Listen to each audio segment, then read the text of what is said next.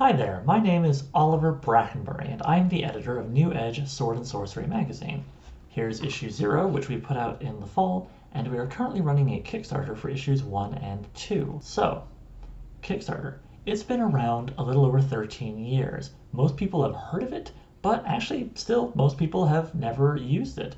Sometimes they just haven't felt inclined. A lot of the time, it's because they don't fully understand how it works, or they have reservations. And I'd like to try and address those things by making a little video using my project as a case study. Just yesterday, I was talking to someone and saying, oh, I'm doing this thing, this Kickstarter, and they said, oh, so like charity, right? Well, let me stress that the way I'm using Kickstarter, the way that most people I've seen use Kickstarter use it, is not as charity. I'm not taking this money to run off and use for whatever. It's as a pre-order system to raise funds so that something can be produced, in my case, 2 issues of a magazine.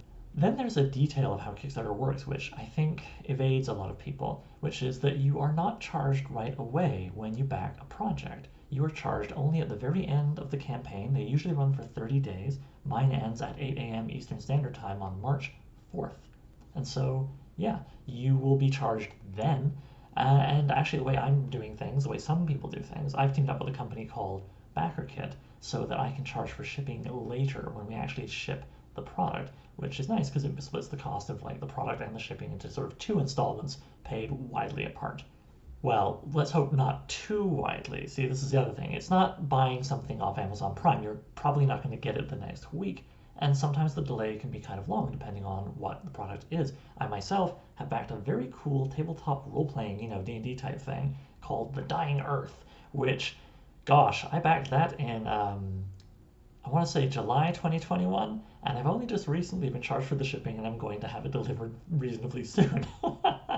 Quite the wait, but you know what? I got it from a company that I really trust called Goodman Games, who have produced lots of great things in the past. In fact, practically everything they've produced in recent years has been put up first as a Kickstarter. So you can look for the company's track record if you're feeling a little unsure, or the individuals. Now, with me and my product, this is my first time trying to kickstart issues in the magazine, but that's part of why I and the people I work with produced issue 0, just to show we're serious. We've made 1 issue. We want to make more. I really want to read the stories and check out the art that's going to be produced by the wonderful collaborators I've lined up. So certainly, if nothing else, there's that motivation to follow through. Which brings me to the classic concern with Kickstarter, which is, what if I back this thing and it doesn't happen? What if they take my money and run? Well, at the end of the day, it is somewhat of a leap of faith. There's no getting around that. It is different from buying a can of Coke from the corner store. You give the money, you hope they make the thing, and you hope you get it. But the nice thing is that fraud is a rare thing, and it's also a very stupid thing for a person to do.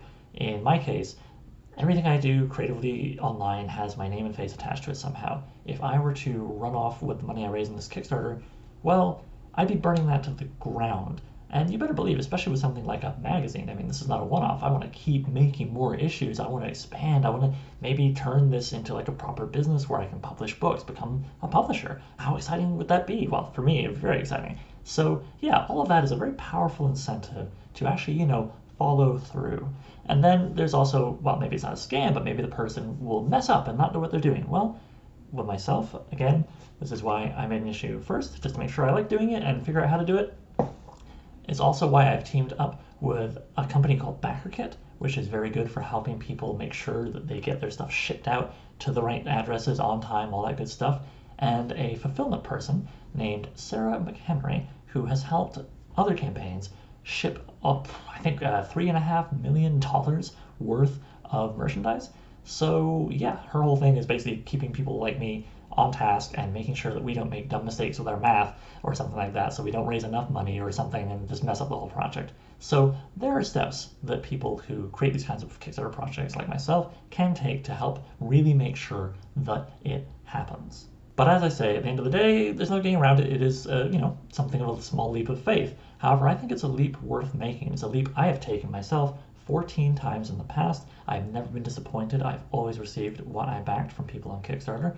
And what's kind of cool is I've, generally speaking, been helping smaller companies or individuals make a dream come true, make them put out something into the world that they themselves really want to see. Certainly I'm making the magazine that I want to read, right? Part of the fun of helping someone make that thing by pre-ordering through Kickstarter is that you get to follow the project. You get behind the scenes posts, Kickstarter updates they're called, letting you know like, well, here's how they're doing it, and here's where they are at this point in the process, and so on and so forth.